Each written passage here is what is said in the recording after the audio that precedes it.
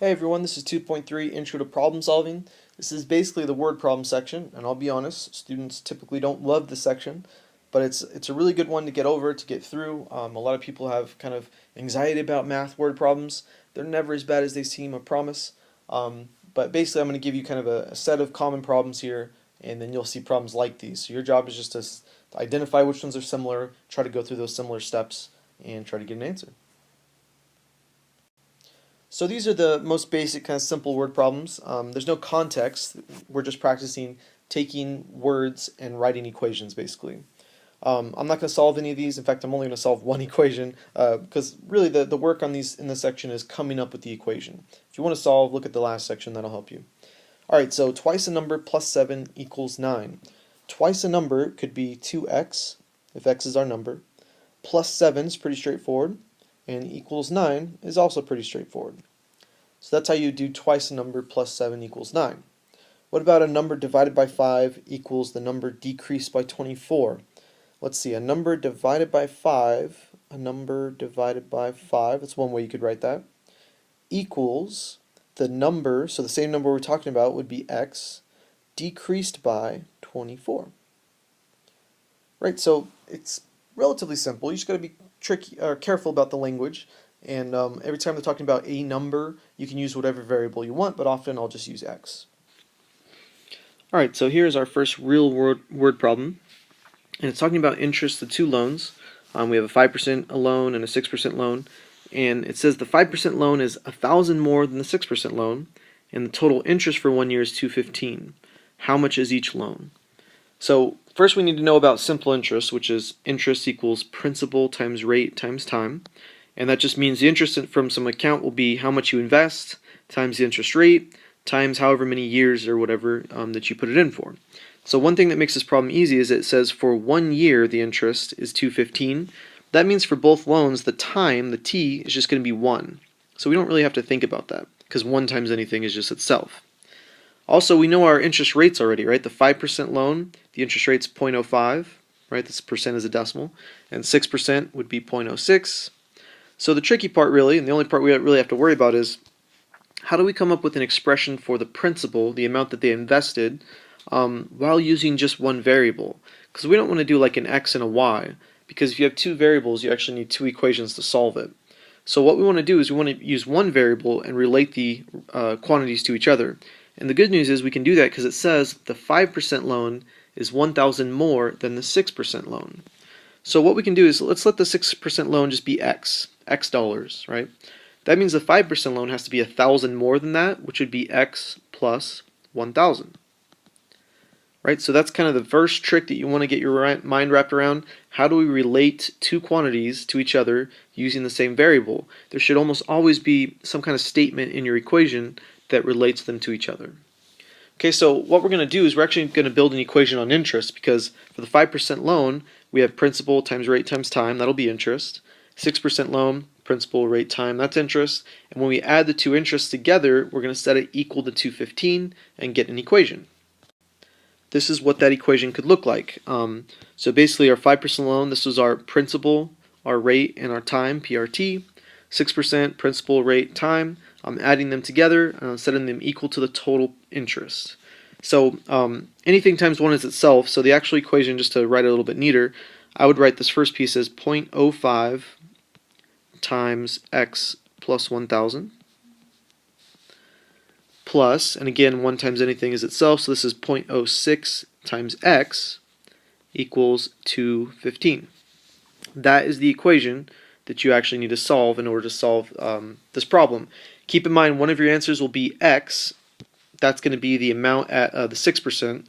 The other answer should be whatever that was plus 1,000, because they wanted the actual amount of interest that you, the amount that you invested in each account separately.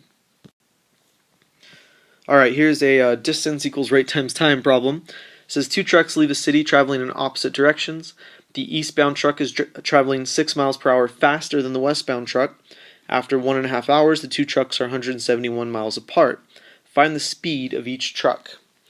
Now, they're talking about distances, times, and rates. There's an equation that puts that all together. D equals R times T. This is really straightforward. It's just saying if your rate is 50 miles per hour and you drive, let's say, for 2 hours, that's your T, 50 times 2 would be 100. That just means you covered 100 miles in those 2 hours, right? So this is a pretty common equation.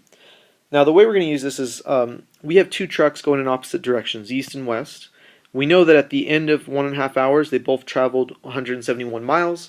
We just need an expression for the rate, the speed, just like we had in the last problem. And we don't want to use two variables.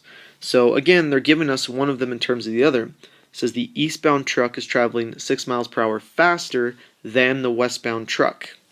That means if you start with your westbound as x, it says eastbound is going to be 6 miles per hour faster. It's going to be x plus 6, or 6 plus x, same thing. That's how we relate both quantities. Now, what we're going to do is we're going to build a d equals rate times time, d equals rate times time for both of these. And we're going to set the total distances, so the distance for west plus distance for east will equal 171. So one way we could do that is, if we want to write a distance down here, I'll call it a distance for west. It's going to be rate times time. Well, we said the rate would be x, and the time is 1.5. So that's just 1.5x. And the other one, we'll call this DE for distance for east. This will be the rate, which is x plus 6, times the time, which is 1.5. Right, so these are actually expressions for distance in miles. This is 1.5x miles and 1.5 times x plus 6 miles. If we take this and add it to this, it should be equal to the total distance, which is 171. So we're basically just figuring out how far did this guy drive in 1.5 hours, how far did this guy drive 1.5 hours, add them both together and set it equal to the total distance.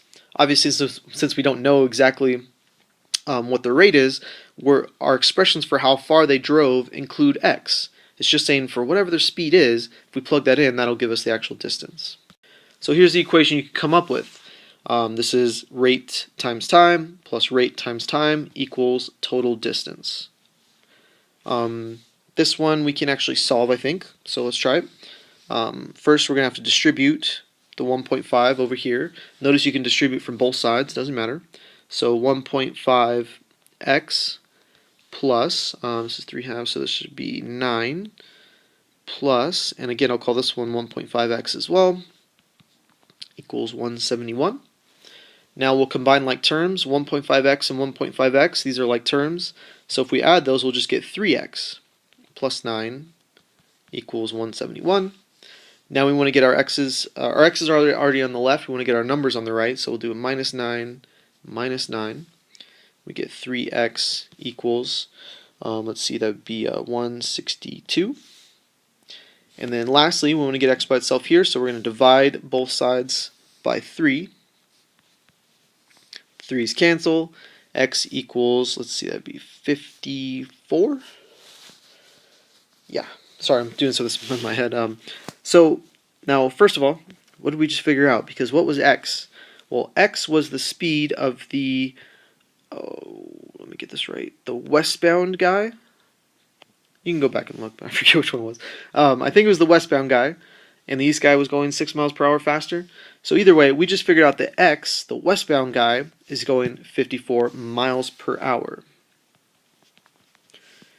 Now, if you want the speed of both truckers, well, this guy was going 54. This guy's going 54 plus 6. So if I have my values right, this was the west guy, and the other guy would be 54 plus 6, which is 60 miles per hour, would be the east guy. Alright, last word problem here. How many gallons of 70% acid solution should be mixed with 10 gallons of 30% acid solution to obtain a 45% acid mixture? Again, I think a table is going to help you a lot with a problem like this. You want the gallons and the amount of acid, and then your different percentages. So they're telling us a couple things here. They're telling us how many gallons of 70%. That's going to be our x, right? Because that's literally what we're trying to find. How many gallons of 70% acid solution are we going to use? They tell us that there's 10 gallons for our 30% acid solution. And then our final mixture, how many gallons is that going to have? Well, it's going to have 10 plus however many, right? This is our 10 plus however many gallons we add of 70%. So it's literally going to be x plus 10 will be the amount of gallons in our final mixture. That's the tricky part here, right? One of them's x because that's what we're looking for. One of them's 10.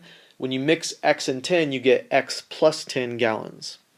The amount of acid is just the decimal, right? 70% is 0.7, 30% 0.3, and 45% 0.45. But you have to multiply that by the number of gallons, because if you have a, let's say, 70% acid solution, that means 70% of that solution is pure acid and the other 30% is water or whatever, right? So this is going to be actual acid. So this will be 0.7 times x, 70% times x gallons. This will be 0.3 times 10, 30% times 10 gallons, and this will be 0.45 times x plus 10. So this is actually going to be our equation. It's going to be based on pure acid. This is saying 70% of the x gallons is your pure acid, 30% of 10 gallons, that's your pure acid, and 45% of your total number of gallons once you mix them will be pure acid. So it's going to be acid plus acid equals total acid. So this plus this equals this will end up being your equation. Let me write that for you real quick. Actually, I'll just do one more slide. 7x point. So it would be 0.7x plus 0.3 times 10 equals 0.45 times x plus 10. So that's your actual equation you're going to solve. Notice this is just 3, so that's easy. You'll distribute the 0.45, get everything on one side, and solve. So I'll leave that to you. Let me know if you have any questions. These word problems can be tricky, but like I said, you have a good framework here for tackling different ones. Use the view and example, ask me questions, you can get through it. That's it for now. Good luck, and keep up the good work.